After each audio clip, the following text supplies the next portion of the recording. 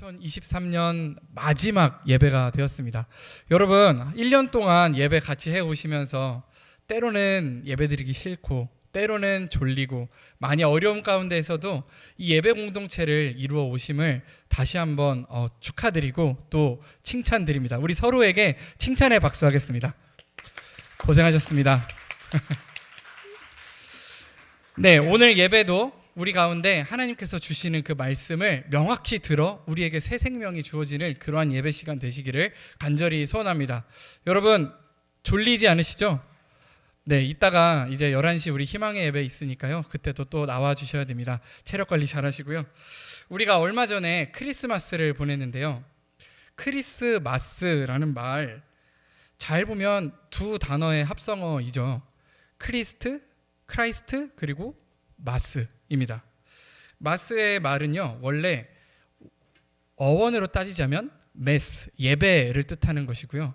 크리스는 뭘까요, 여러분? 잘 아시죠? 크라이스트이죠. 크라이스트 더하기 마스. 그래서 크리스마스라고 우리가 이야기합니다. 사실 이 크라이스트라는 말은 원래 히브리어로 구원자를 뜻하는 메시아라는 말입니다. 이 메시아라는 말을 헬라어로 번역할 때 기름 부음 받았다라고 해서 헬라어 크리스토스로 번역을 합니다. 그걸 영어로 우린 크라이스트, 그리고 우리나라 말로 그리스도라고 하는 것이죠. 그래서 우리가 예수님의 이름을 예수 그리스도라고 고백한다면 그것은 예수님이 우리의 구원자 되십니다 라는 고백인 줄 믿습니다. 그런데 여러분, 제가 다소 불경한 말씀을 드리겠습니다. 예수 그리스도 외에도 그리스도라는 칭호가 붙는 사람이 성경에 있다는 거 알고 계셨나요? 어디 감히 그리스도라는 말을 다른 인물에게 붙입니까? 근데 저 무슨 소리 하려고 하나, 저 이단 같고 또 이상한 소리 하시려고 하네 싶으실 수 있지만 제가 그런 게 아닙니다. 성경에 분명히 그리스도라는 칭호를 가지고 있는 자가 있습니다. 심지어 더 불경한 얘기를 드리자면요, 이 그리스도라는 칭호가 붙는 오늘 말하려고 하는 이 사람은 하나님을 알지도 못합니다. 게다가 이스라엘 사람도 아닙니다. 이방인이고 다른 우상신을 섬기는 사람이고 하나님에 대해서 알지도 못하는 이 자가 그리스도라는 칭호가 붙습니다. 그렇습니다. 오늘 제가 말하려고 하는 이 사람은 누구냐면요, 바로 고레스라고 하는 페르시아의 왕입니다. 고레스 들어보셨습니까? 아마 조금 생소하신 분들이 더 많으실 겁니다. 고레스 이 사람은 누구냐면요, 페르시아의 왕이었습니다. 페르시아는 이스라엘에서 조금 더 동쪽으로 가면 저 넓은 사막지대에 광야지대를 넘어서 페르시아라고 하는 제국이 있었습니다. 사실 처음 이 페르시아는요, 아주 조그만 나라였습니다. 시장도 하나 없고 사치는커녕 돈도 제대로 없는 작고 가난한 나라였다고 합니다. 기원전 500년 전에 활동한 역사가 헤로도투스가 그 역사 기록에서 그렇게 얘기하고 있다고 합니다. 시장도 없고 사치나 낭비를 부릴 수 없는, 돈 자체가 없는 가난한 나라라고 불리던 것이 바로 페르시아라는 나라입니다. 그런데 이 가난한 나라의 왕이 바로 고레스였죠. 그런데 어느 날부터 이 페르시아라고 하는 나라가 주변에 있는 메데라고 하는 나라를 싸워서 이기더니만 마침내 바벨론이라고 하는 초강대국을 쳐서 그만 이겨버리고 맙니다. 명실상부 지중해 연안에 대제국을 형성하고 그 대제국의 황제가 된 고레스입니다. 역사는 이렇게 대제국이 된 페르시아의 왕 고레스가 아주 현명했다고 이야기합니다. 그 이유 중에 하나는 그가 펼쳤던 정책 때문인데요. 원래 바벨론은 그 포로들을 전부 다 자기네 나라로 데려오는 정책을 폈습니다. 모든 노동력을 자신의 나라에 집중시키는 중앙 집중형 정치를 했다고 합니다. 그런데 페르시아의 고레스는 달랐습니다. 그는 지방 분리형 정치를 했습니다. 지금까지 이 중앙에 있었던 포로들을 다 자기네 나라로 속국으로 되돌려 보내고 그곳에서 경제활동을 하고 다시 민족성을 키워나가면서 나라가 되게끔 도와주는 것이었습니다. 이것이 현명했던 이유는 그렇게 해서 페르시아의 속국들이 경제적으로 성장했고, 경제적으로 성장한 속국들이 바치는 세금으로 페르시아가 더 제국이 될 수 있었기 때문입니다. 그렇습니다. 페르시아의 고레스 왕은 정치적으로 매우 훌륭했습니다. 그런데 오늘 성경은 페르시아의 고레스 왕이 이 포로들을 돌려보낸 데는 단지 그냥 정치적인 지혜가 있었던 것이 아니라 또 다른 이유가 있었음을 오늘 성경은 말하고 있습니다. 그 이야기가 뭔지 오늘 말씀을 통해서 한번 같이 볼 텐데요. 우리 에스라 1장에 보면요, 에스라 1장 2절에서 고레스 왕은 자기의 입으로 이렇게 이야기하고 있습니다. 우리 이 말을 같이 한번 읽어보겠습니다. 시작. 바사 왕 고레스는 말하노니 하늘의 하나님 여호와께서 세상 모든 나라를 내게 주셨고 나에게 명령하사 유다 예루살렘의 성전을 건축하라 하셨나니. 아멘. 다음 절이 있을까요? 네, 건축하라 하셨나니. 네, 제가 읽겠습니다. 이 이후에 이렇게 이야기합니다. 이스라엘의 하나님은 참 신이시라, 이렇게 이야기하고 있습니다. 무슨 말이냐면요, 고레스는 그러니까 이야기하고 있습니다. 내가 이 대제국을 이루게 되고 이렇게 훌륭한 정치를 하게 된 것은 나의 지혜가 아니라 오직 하나님께서 주신 것이다 라고 이야기하고 있는 것입니다. 내가 이 제국을 이룰 수 있었던 이유는 다 하나님이 하신 일이라고 고백하고 있다는 것입니다. 여러분, 이상하지 않습니까? 하나님을 알지도 못하는 이방의 왕이 하나님으로 인해 이 대제국을 이룰 수 있다고 고백하는 모습을 여러분이 방금 읽으셨습니다. 하나님은요, 고레스에게 나타나서 말씀하셨습니다. 오늘 읽은 본문인데요, 내가 그의 오른손을 붙들고 모든 나라가 그의 앞에 항복하게 할 것이며 모든 왕들의 허리를 풀어서 문을 다 열고 다시는 그 성문을 닫지 못하게 할 것이다. 하나님은 어느 날 고레스에게 나타나셔서 이렇게 예언하셨습니다. 하나님의 이러한 말씀대로 고레스는 파죽지세로 승리합니다. 실제로 역사 속에서 고레스의 전투를 살펴보면 하나님이 개입하실 수밖에 없었다 싶은 전투들이 많습니다. 가장 대표적인 예로 여러분들이 가장 잘 아시는 것이 바로 고레스가 어느 날 벨사살 왕과 싸우기에 바벨론에 들어갔을 때 연회를 베풀던 벨사살 왕의 벽에, 연회장 벽에 손이 나타나서 글씨를 썼던 일입니다. 다니엘서에 있는 이야기이죠. 바로 이 일을 통해서 백성들이 사기가 떨어지고 군사들이 사기가 떨어지게 되어서 너무나도 손쉽게 벨사살 왕이 승리를 거둘 수 있었다라고 이야기합니다. 또 어떤 날은 그런 일이 있었다고 합니다. 전투하러 갔는데 갑자기 상대방 말들이 다 흩어지는 거예요. 왜 그런가 하고 봤더니 이 고레스 왕이 데려갔던 낙타의 냄새가 너무 고약해서 말들이 그만 그것을 견디지 못하고 흩어졌다고 합니다. 어쩌면 그냥 천운처럼 보일 수 있었던 승리들이지만 누군가는 이것을 운빨이다, 운이 좋아서 승리했다라고 말할 수 있지만 사실은 하나님이 이미 예언하신 것처럼 하나님께서 이미 앞서가시면서 그 적들을 물리쳐 주셨음을 고레스는 고백하고 있다는 것입니다. 그런데 그런 생각이 듭니다. 이렇게 위대한 승리, 이렇게 기쁜 승리, 이러한 모든 일이 왜 하필이면 고레스라는 이방인에게 주어진 것일까요? 고레스가 뭘 했길래 하나님은 고레스를 선택하시고 그에게 능력과 복을 주시고 이스라엘 사람들이 그토록 기다리던 그리스도라는 칭호까지 줘가면서 그를 세우셨을까요? 이 질문에 대한 답을 우리 또 한번 다시 읽어보길 원합니다. 4절 함께 읽겠습니다. 시작. 내가 나의 종 야곱, 내가 택한 자 이스라엘, 곧 너를 위하여 내 이름을 불러 너는 나를 알지 못하였을지라도 내게 칭호를 주었느니라. 아멘. 정답을 찾으셨나요? 정답은 고레스는 아무 자격도 없었다입니다. 고레스는 아무것도 하지 않았습니다. 특별히 이스라엘 백성보다 뭐가 더 낫지 않았습니다.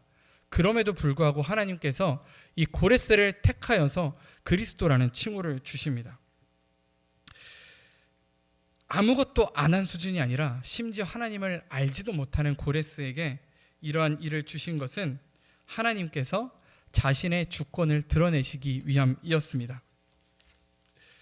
사실 이쯤 되면 이스라엘 백성들은 억울하겠죠.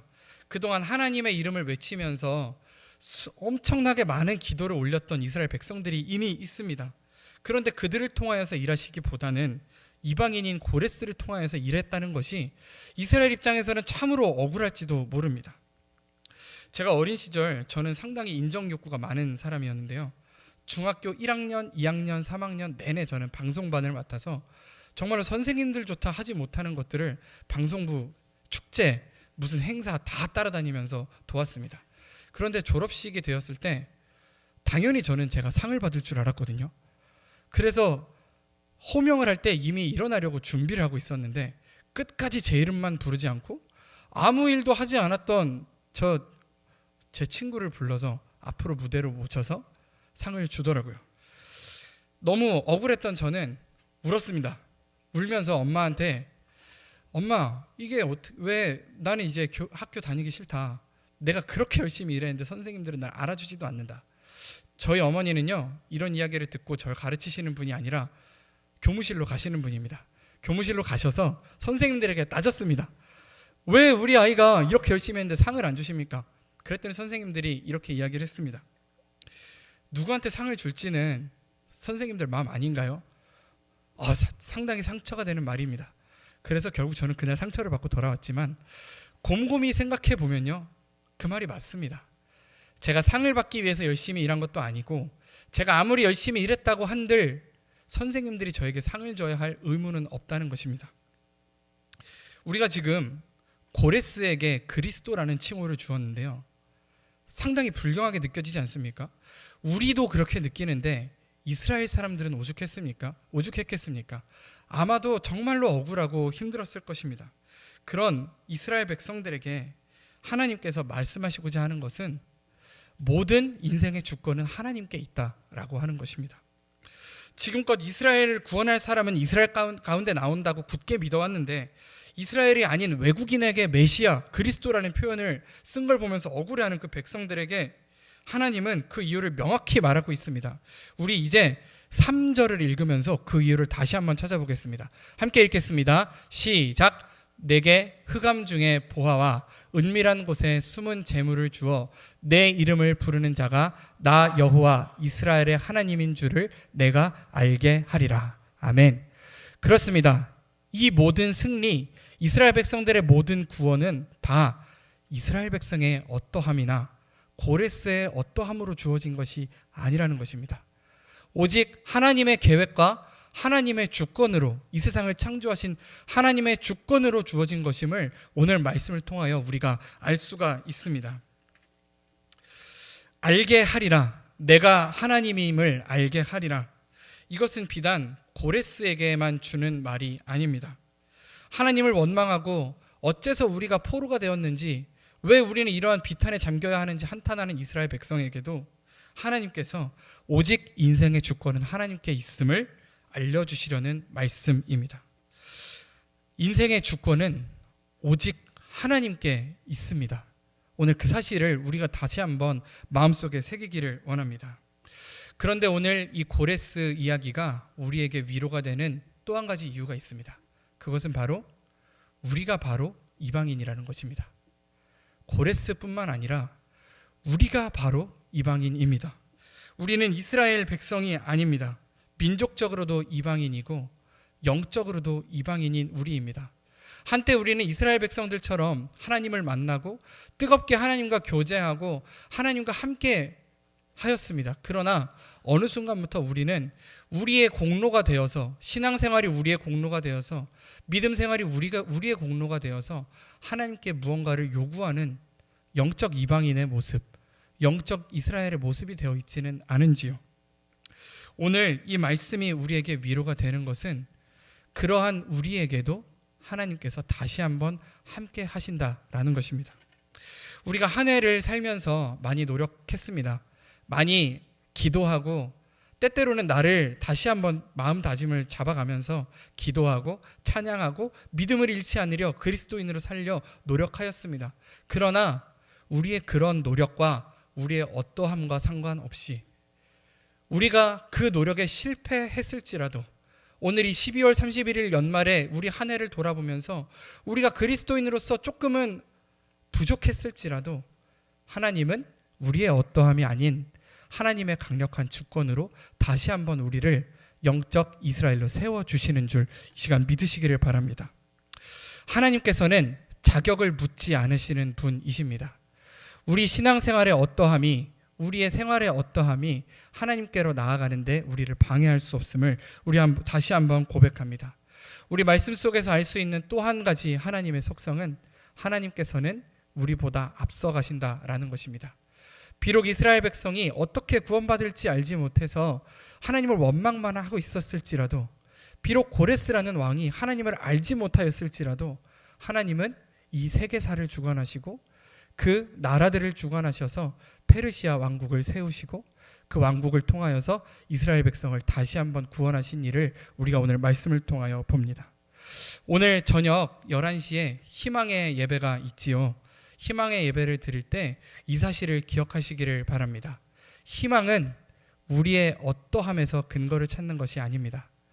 우리의 모습이 가능성이 있어서 그럴듯해서 이제는 될 것 같아서 희망을 품는 것이 아니라 아무것도 보이지 않을 그때일지라도 하나님에게서 희망을 찾는 것이 바로 희망인 줄로 믿습니다.